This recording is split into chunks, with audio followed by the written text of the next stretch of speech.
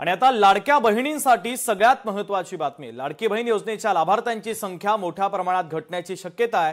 पुढच्या आर्थिक वर्षासाठी लाडकी बहीण योजनेसाठी सरकारने अर्थसंकल्पात 36,000 कोटी रुपयांची तरतूद केली आहे। मागच्या वर्षी 9 महिन्यांसाठी तब्बल 46,000 कोटी रुपयांची तरतूद करण्यात आली होती। यंदा तब्बल 10,000 कोटी रुपयांची तरतूद कमी करण्यात आली। मात्र आताची तरतूद लक्षात घेता 1,500 रुपये प्रमाणे 2 कोटी महिलांनाच याचा लाभ वर्षभर मिळू शकतो।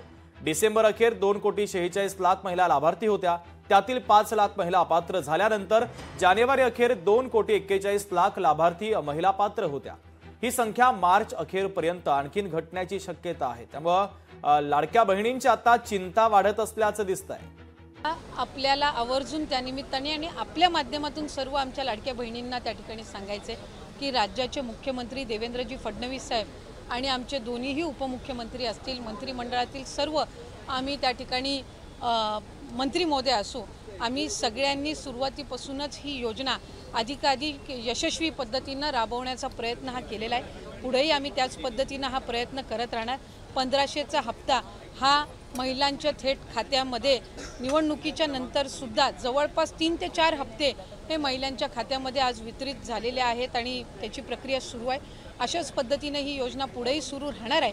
2100च्या बाबतीतली जी भूमिका आहे ती राज्याचे मुख्यमंत्री देवेंद्र फडणवीस साहेबांनी, अजितदादांनी, शिंदे साहेबांनी सुद्धा वेळोवेळी मांडलेली आहे। एखादी महत्त्वाकांक्षी योजना ज्या वेळेला आपण आणत असतो त्यावेळेला त्याचा योग्य तो निर्णय राज्याचे मुख्यमंत्री आणि महायुतीचं सरकार ज्या वेळेला घेईल त्यावेळेला विभागाच्या वतीने आम्ही ते निश्चितपणाने या ठिकाणी घोषित करू।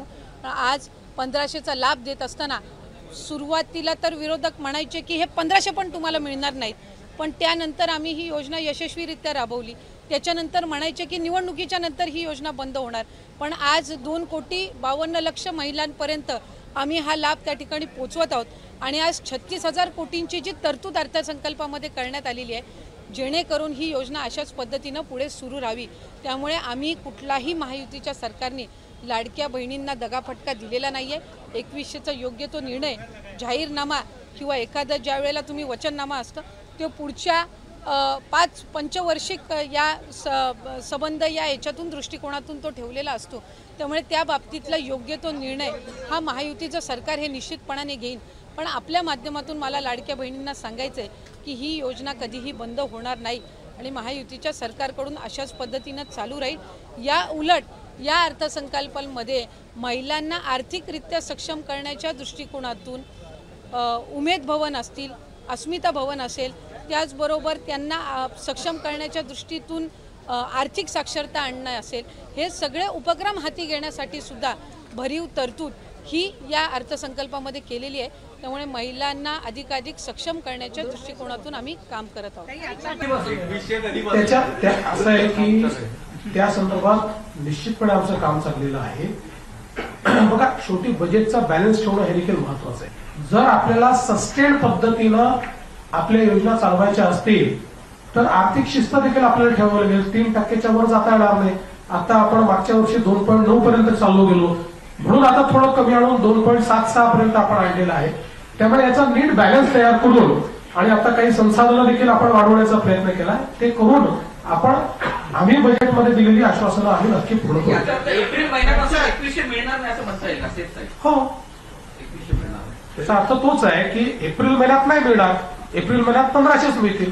ज्यावेळी आम्ही सुरू करू, घोषित करू, तुम्हाला आम्ही कसं लपून थोडी घोषित करणार आहोत, आम्ही घोषित करू की पुढच्या महिन्यापासून 2100 त्या महिन्यापासून देऊ। योजनेसाठी जवळपास 36,000 कोटींची तरतूद ही त्यांनी यंदाच्या वर्षासाठी केलेली आहे। ही योजना कुठेही बंद होणार नाही। 2100च्या बाबतीतली जी भूमिका आहे ती राज्याचे मुख्यमंत्री देवेंद्र फडणवीस साहेबांनी, अजितदादांनी, शिंदे साहेबांनी सुद्धा वेळोवेळी मांडलेली आहे। एखादी महत्त्वाकांक्षी योजना ज्या वेळेला आपण आणत असतो त्यावेळेला त्याचा योग्य तो निर्णय राज्याचे मुख्यमंत्री आणि महायुतीचं सरकार ज्या वेळेला घेईल त्यावेळेला विभागाच्या वतीने आम्ही ते निश्चितपणाने या ठिकाणी घोषित करू।